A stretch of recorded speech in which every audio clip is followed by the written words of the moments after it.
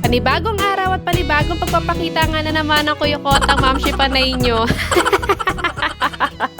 Nagising nga ako ng mga bandang hapon kasi naalala ko na kailangan ko nga palang isampay yung nilabhan ko kagabi na sofa cover pati na rin yung sapin sa kutsyon. Eto nga't pagkagising ko, bumangon nga agad ako at kahit wala pa akong hilamos pati suklay, kinuha ko nga agad yung mga nilaban ko sa CR at pagkatapos inilabas ko na dito. Nanghiram nga pala muna ako ng sampayan dito sa aking kapitbahay kasi nga hanggang ngayon hindi pa rin naayos yung sampayan ko. Pagkatapos ko naman magsampay, kinuha ko na nga rin yung mga nilaban ko na sapin sa lamesa kagabi. Ito naman na isampay ko agad kasi nga madali lang naman tong matuyo tsaka dito lang naman sa terrace sinampay. After ko nga magsampay mga mami, sumasok ako sa kwarto ni Athena para nga magbihis. Kailangan ko kasing lumabas kasi nga kailangan kong bumili ng pagkain namin ni Athena. Hindi ko nga maisasama si Athena sa labas kasi nga tulog pa siya. Si daddy naman mga mamis no mga araw na to ay hindi siya umuwi. Ewan ko nakipagtanan ata. Umuwi naman si daddy mga mamis pagkatapos ng trabaho niya ng madaling araw pero kumuha lang siya ng damit at nagbihis lang siya. At pagkatapos ay umalis nga din siya agad kasi nga meron silang event sa Tagaytay at kailangan maaga siya kasi nga wedding event yon. Kaya naman ito kami ngayon ni Athena, wala kami nga asahan na magbibili sa amin ng pagkain. May mga time talaga mga mamis na minsan dalawa lang kami ni Athena kasi si daddy kailangan niyang umalis ng maaga tapos kinabukasan uuwi lang siya para kumuha ng damit. Pero hindi naman lagi mga mamis, madalang lang naman mangyari yung mga ganong bagay. Kapag meron lang naman silang mga wedding event pero kapag wala naman, madalas naman hapon na yung alis ni daddy tapos madaling araw umuwi din siya. And kapag may mga ganong senaryo naman kami mga mamis, madalas naman ang ginagawa ni daddy, sasabihin niya pwedeng magpasama kami dito kay mama, papuntahin namin si mama o di naman kaya papawiin niya kami dun kay mama. Pero ngayon kasi dahil nga alam ko medyo marami akong gagawin dito sa bahay, hindi na kami pumunta kay mama at hindi ko na rin istorbo si mama para nga magpunta dito. Bali sa pagkain nga namin ngayong araw mga mamis, nagpunta nga pala ako dito sa Barty Mall kasi nagka-crave ako sa hopia ng Baker's Pear. Bumili na rin pala ako ng pianono kasi last time na bumili ako neto nagustuhan ni Athena. After ko naman bumili doon, hindi na nga ako dumaan sa overpass gaya kanina. Dito na ako sa loob ng Kai Mall dumaan kasi mas maganda at mas madaling dumaan dito. Ewan ko ba kanina bakit pinahirapan ko pa yung sarili ko, dun pa ako dumaan sa overpass. Mas malapit nga naman pala pag dito ako dumaan sa Kai Mall. Dumaan pa din talaga ako ng baliwag kasi si Athena nung nakaraan pa nagre-request na gusto daw niya ng fried chicken. Pero hindi na ako nakapag-video kasi medyo umaambon-ambon na mga mamis at baka maabutan na ako ng ulan. Bumili lang naman ako doon ng 2 fried chicken para nga panghapunan na ni Athena. At pagka uwi ko nga ito nga't nagsalang agad ako ng kanin niya. Dapat pala kain ako pag ginawa to kasi kailangan ko muna itong ibabad ng 20 to 30 minutes bago ko isaing. Paglagay ko nga ng tubig doon sa bigas, itinabi ko nga muna kasi 20 minutes pa naman bago ko isa lang yon. At pagkatapos, inasikaso ko nga muna itong chili oil na order sa amin. Ulitin ko mga mamis, itong chili oil na to ay hindi sa akin, sa friend ko to. Pero tinutulungan ko siya sa tuwing meron siyang pa-order. Meron kasi ulit nag-order sa kanya ng isang box at ako na yung nag-asikaso kasi meron din kasi siyang trabaho. Hindi na pala nilagyan ng logo sticker yung mga chili oil mga mamis kasi nga yung nag-order nun, meron siyang sariling logo sticker. Pagtapos ko naman asikasuhin yung mga chili oil, binalikan ko naman tong kanin para nga isaing na. Buti na lang nga itulog pa si Athena kaya hindi ko kailangan nagmadali magsaing. Meron din pala ako natirang chili oil dito pagkatapos ko ngang ilagay sa mga jar yung mga chili oil kaya nilagay ko muna dito sa Tupperware kasi bibigay ko to sa friend ko.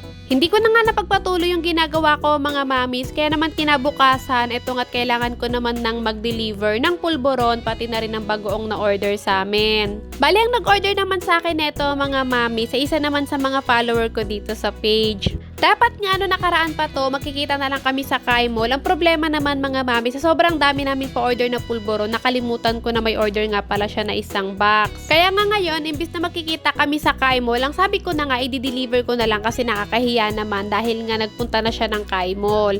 Bukod nga sa pagdi-deliver namin itong pulboro na tsaka bagoong, ibibigay ko na nga rin itong chili oil sa kaibigan ko para isahang labas na lang kami ni daddy. Pero nagpaiwan nga muna ng konti si daddy kasi nga naalala ko, meron nga pala ako nabiling siomay sa Kai Mall.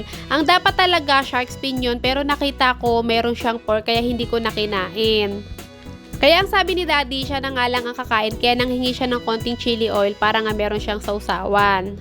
Maulan pa nga rin ng mga araw na to, pero buti na nga lang andito si Daddy, kaya naman meron akong kasamang mag-deliver. Kasi kung wala si Daddy, hindi ko talaga din madi-deliver. Nakapag-base at nakapag-asikaso na nga ako, pero bago nga kami umalis, chinek ko nga muna tong anit ko, baka merong umagapang nakuto. Syempre, mahirap na makikipag-meet ako sa follower ko, tapos may kitaan niya ako ng kuto sa ulo. May mga nakakapansin na ang kinis daw ng mukha ko. Hindi totoo yan mga mamis kasi tignan nyo, o diba? Napakadami rin talagang chismis ng mukha ko. Hindi lang talaga halata sa camera ng cellphone ko. Bago nga kami umalis si Daddy, syempre hindi pa rin pwedeng kalimutan ang mag-helmet kahit nga sobrang lapit lang ng pagdideliveran namin. Buti na nga lang kahit papaano ay nakapagpahinga na to si Daddy, kaya naman for the go na siya nasamahan akong mag-deliver. Pinatila-tila talaga muna namin yung ulan bago kami lumabas at buti na nga lang tumila na yung ulan kaya naman hindi na kami nagkapote o hindi na kami nagpayong.